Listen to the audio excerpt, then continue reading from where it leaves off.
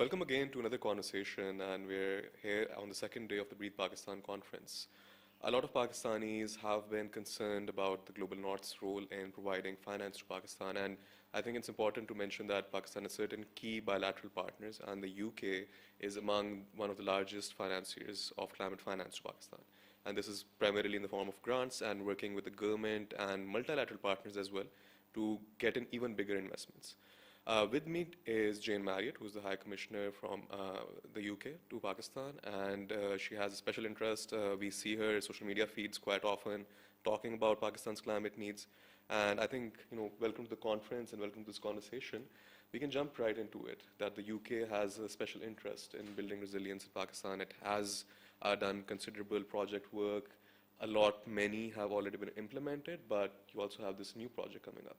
So what do you think is driving this interest from the United Kingdom in working with the Pakistani government and people to build climate resilience? Well, first of all, I think the UK recognises that climate change and the impact it's going to have on all of us globally is probably the pressing issue of our time. We can sort of go about our daily lives, but we're starting to see, we are seeing those extreme weather events and those changes in the world that mean that climate change is not something in the future to worry about. It's something that is happening right here, right now, and impacting the world. And our Minister for Development, Annalisa Dodds, made a very important speech at the London Stock Exchange earlier this week, where she talked about the centrality of climate financing in order to address, mitigate, adapt some of these challenges. So in some ways, I'm sort of taking the UK global priority and bringing it to Pakistan, because I know there are many people here in Pakistan who are very much focused on this, but I'm also bringing what's been a passion from childhood. So I was a kid when Rio happened, but I was also that slightly nerdy girl who was sort of taking the Sunday supplement out on the scarcity of water. So, this is kind of back in the late 80s, early 90s. We were actually having those conversations then, but the people who were having those conversations were perhaps seen as a little bit weird, a little bit strange. Our very own King of the United Kingdom, Commonwealth, King Charles, was seen as someone who was quite unusual in the 70s, 60s, 80s, when he was talking about what we now call climate change. But actually, in many ways, he was just very ahead of his time when he talked about things like regenerative agriculture. So I think climate change is something that's in the UK's blood to care about, and Pakistan, as one of our strategic and oldest partners, is something we can work on together. I actually, the mention of King Charles just reminded how Sayyid Babar Ali, and he also worked quite closely with all the WWF Pakistan when it was being set up over here. So that sort of, interaction of how a lot of investments and a lot of even knowledge exchange happens between the UK and Pakistan's academia. This new fund, the Climate Investment Fund for Pakistan, which is quite I think, interesting project and quite long-term as well. What do you see it achieving in Pakistan? What are the key sort of areas that you think that this investment should go into? And what would be, in your view, a successful outcome for it? So I'm going to do that really annoying interviewee thing of not answering that question just yet and answering another question first, if I may, which is that the UK has also funded some research into the impacts of climate change in Pakistan. So your academic point, but also the importance of having data. And what we found with this research, which is innovative of its kind in Pakistan, which is what are the costs of inaction. So say we don't do anything. Say we just go, yeah, climate change, who cares about that? And we just get on with our lives. Well, what would happen in that circumstance is that by 2050, 47%, so nearly half of Pakistan's lands, would no longer be suitable for, that are currently used for agriculture, would no longer be suitable for agriculture. It would be nearly impossible to keep a herd of sheep or goats or cattle. The major livestocks would no longer be sustainable. And 2050 feels like a really long way away, but it's not that far. It isn't. It's only 25 years. You and I are still going to be relatively young at that point, I hope, particularly you. So it's doing this research has given this evidence base into the need to accelerate why Pakistan is caring, should care about climate change.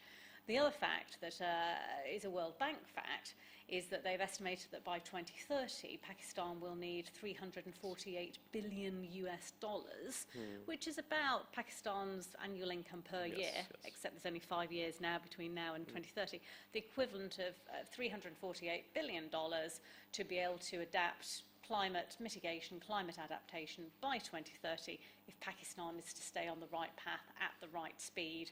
That means this worst case scenario doesn't happen by 2050.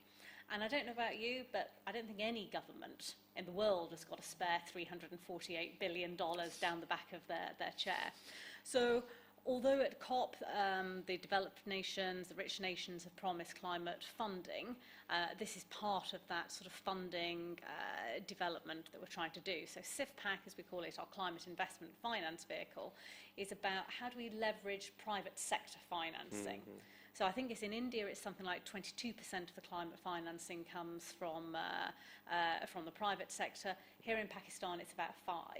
Okay. So there can be an awful lot more that is focused on climate-friendly, climate-resilient outcomes. So what we're doing with this sum of money, which is about $140 million over the next few years, is to de-risk private sector investment. So this is largely Pakistani businesses looking at Pakistani projects that will benefit Pakistan, and we put in money into some of the riskier bits of this business development, without which those projects may or may not go ahead. And I'd love to talk about some of those projects, but I've been talking for too long, so I'll let you come back in. I understand, this conversation happened yesterday as well, and I think the private sector panel was also talking about that. The blended finance angle is quite still growing in Pakistan. The investments have to be de-risked for other investors to come in as well. One thing I really want to understand is that once you have a fund in place, or given this broader climate dynamic as well, you're also not just working with the federal government, you have a lot of relations with the provincial governments as well. Yes. I know there's a lot of investment in Punjab and KP, also parts of Sindh and Balochistan and all northern areas. So the spread is quite wide. How do you think that you see the local capacity in sort of dealing or being innovating or even absorbing the capital? So that's one thing that I always feel, that there is some international assistance coming in, but local capacity has to be developed. So how does the FCDO itself try to really build the local capacity as well, understanding what a climate project is, what is a project for adaptation? Yes. So is there any focus on that as well? So there is. I mean, Pakistanis, you're a smart, educated bunch of people, so sometimes it's about being in the right place at the right time. So what we've done, particularly with the federal level government, is support some of the economic development work with technical assistance, some of which is Pakistani, some of which is international, but trying to help get the great Pakistanis in the system in the right place at the right time to do some of this work. By and large, the British government, the British taxpayer, because essentially at the end of the day, this is, working class people in the UK paying their taxes that is coming here to help their brothers and sisters in Pakistan as a partnership, because we recognise that we are all in this together. So this is not charity, this is sound business investment by the UK taxpayer. Is we want to work with businesses, with NGOs, yes, with governments at the federal, provincial level. We tend to put our money through the businesses, through the NGOs, rather than through direct government support. And to take one example that we're developing under CIF-PAC, which is a sustainable aviation fuel in Punjab. Yes. So, we've all done that cooking. Actually, I'm terrible at cooking, so maybe you're better at it than I am. But, we've done the cooking, we've got the oil left in the pan, what are we going to do with it? We might put it down the toilet, we might throw it out on the street, we might parcel it up in a little plastic bag and put it in the bin. But it's a waste, it's an environmental hazard. But actually what this project aims to do is to collect that used oil and convert it into aviation fuel. So the stuff that will fly your aeroplane could be the stuff you were cooking your vegetables with yesterday.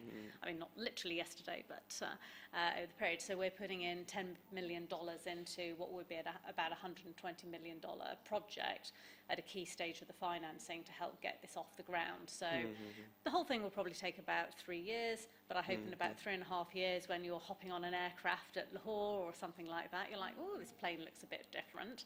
It's being powered by your mum's cooking oil. Yeah. I think that will always tell me that I can now travel more, maybe, Yes. that it's sustainable. But as a responsible citizen, I'll still say that, we need to be minimizing our travel. Yes, absolutely. But I think overall, to summarize, I really, am passionate about climate change, but I see that global north always has taken a step back, even the recent dynamics. But UK stands out a bit, and that's quite interesting that the priority for UK is aligned more closely with the global south. So is this again, I feel that the UK stands out, but do you think that in the longer picture, the UK will also take a role in driving the global north towards more responsibility and having, benefiting the overall global south as well in that way? I hope so, because some of this actually is about the narrative and how you explain it. So it's not that you can have economic growth or adapt to climate change. The whole beauty is that you can do both of it at the same time. Climate change is sustainable growth, and I think that's one thing that the government in the UK has really seen, that you can have growth that is green, that is sustainable, that is good for the planet, it's good for your people, but it's also good for everyone else's people as well in the way in which it's done. Yes, yeah. But can I just mention one of my favourite projects Sure. that the UK has supported?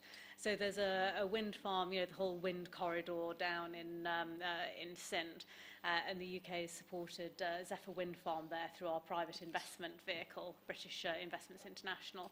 And I was down there the other day, in early December, and it was so much fun. So you've got this amazing wind farm that is generating relatively cheap, high quality electricity, all renewable. But very cleverly, the guys behind it and the women behind it have also adapted a biodiversity element into this. So they've actually built up mangroves. So I got to go kayaking in a mangrove, in a wind farm. The mangroves provide the security, they provide the drainage and flood resilience. They cost a bit of money, but the money that they will have saved over the lifetime of the wind to protect them, to protect the turbines, that's the sort of thing I'm talking about. Invest to save. We all know that old adage. No, I'm very, very excited about what you have planned for both the investment, and I'm sure further projects will keep on coming up. So I think the lessons for Pakistan perhaps are that we have the ideas, we definitely have the need as well, and then we have partners like the UK and also I think a bunch of other countries who have taken additional responsibility, given that some countries haven't taken that responsibility. So thank you for joining us for this conversation. I hope you enjoy the rest of the conference, and happy to be having this discussion to really understand that the UK stands with Pakistan. Thank you very much indeed. As we were just discussing in one of the other rooms, climate change is so big, sometimes it's overwhelming. But there's the old saying, how do you eat an elephant? And the answer is one bite at a time.